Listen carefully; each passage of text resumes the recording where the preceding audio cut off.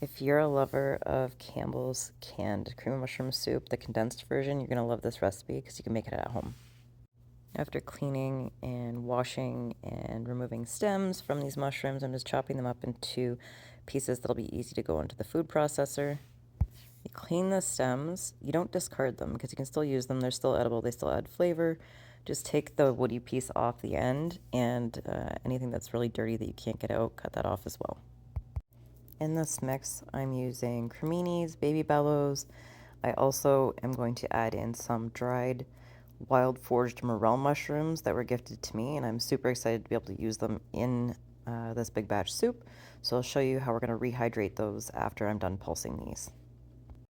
After we're done pulsing them, we have all these little bits that are like that typical Campbell's style small piece of mushroom, and then we've got bigger bits that'll add a little bit of contrast and texture to the soup. Adding probably about a half a cup of butter to this large stock pot. You want to use a heavy bottom pot because you don't want it burning. Once we melt this butter down, we're going to be adding our mushrooms. Just adding these mushrooms to the butter, we're going to cook them for a few minutes. The pieces are so small, so it's really not going to take very long.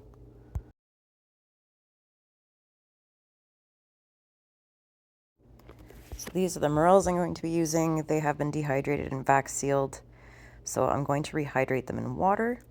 It's only going to take a few minutes as they're not very big pieces and they're usually pretty quick to rehydrate.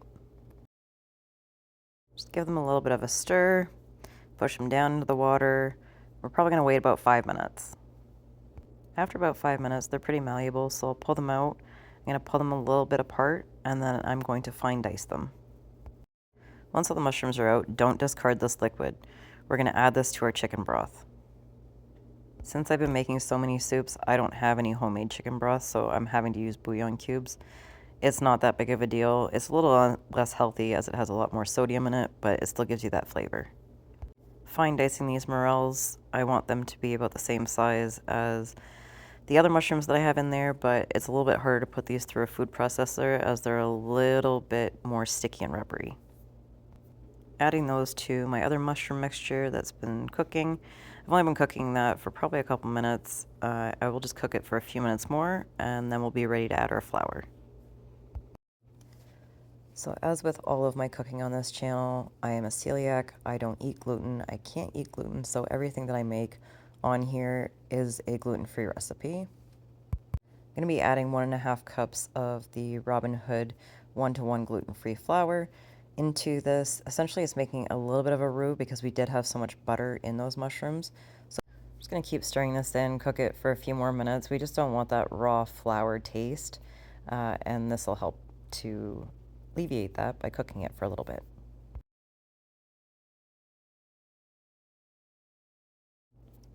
I'm going to add this roux and the mushrooms into hot stock.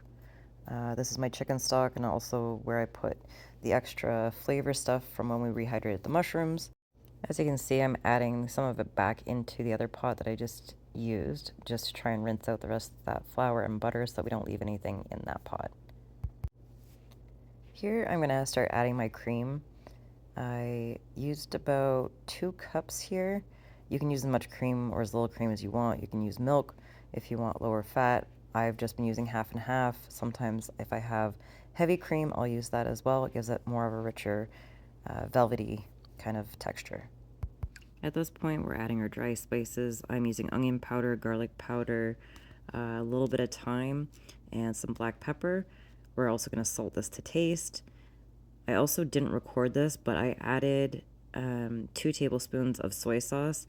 It kind of gives it that weird umami flavor that Campbell seems to have. Salting to taste. I usually salt quite heavily and then I'll taste it. Cream-based soups tend to eat a lot more salt than other kinds of soup. I decided to make some of this for dinner, and generally if you're freezing a soup, you don't want to thicken it too much before you freeze it. It usually comes out and it's a weird texture. So I'm going to make a gluten-free cornstarch slurry, and I'm just going to add this little bits by little bits to the hot liquid until it reaches the consistency that I want. When making your slurry, you're just going to use a couple tablespoons of cornstarch, and you're going to add cold water to it. Oh, adding that cold mixture to the hot soup is what causes it to thicken.